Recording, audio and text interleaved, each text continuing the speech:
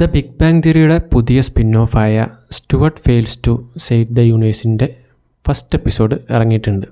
Big bang തിയറിയിൽ നമ്മുടെ ഷെൽഡനും ലിയോണാർഡും ഹോവാർഡും രാജൊക്കെ hang out ചെയ്യുന്ന ഒരു കോമിക് ബുക്ക് സ്റ്റോർ ഉണ്ടല്ലോ, അതിൻ്റെ ഓണറായ സ്റ്റുവർട്ടാണ് ഈ സീരീസിലെ പ്രൊട്ടഗോണിസ്റ്റ്.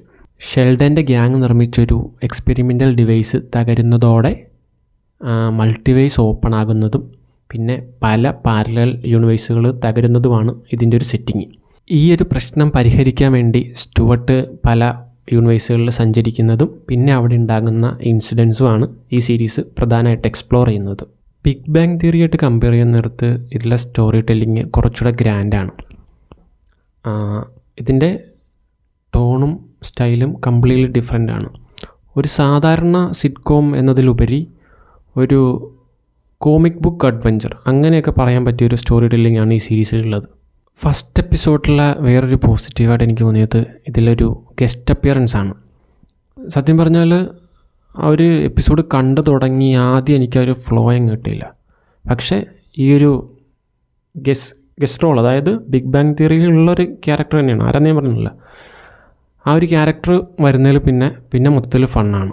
കേട്ട റിപ്പോർട്ട്സ് പ്രകാരം ഇനി ഇറങ്ങാനിരിക്കുന്ന എപ്പിസോഡുകളിലും ബിഗ് ബാങ് തിയറിയിലെ പ്രധാന ക്യാരക്ടേഴ്സ് ഇതുപോലെ ഗസ്റ്റ് അപ്പിയറൻസ് ആയിട്ട് എത്തുന്നുണ്ട്.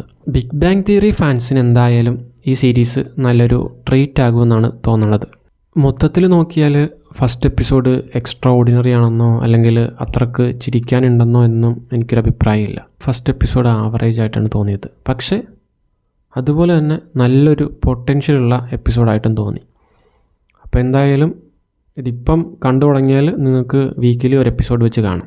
മൊത്തം ഫസ്റ്റ് സീസണിൽ 10 എപ്പിസോഡ് ഉണ്ടാകുമെന്നാണ് റിപ്പോർട്ട്. അതിൽ ഇപ്പോൾ ഒരു എപ്പിസോഡ് മാത്രമേ പുറത്ത് വന്നിട്ടുള്ളൂ.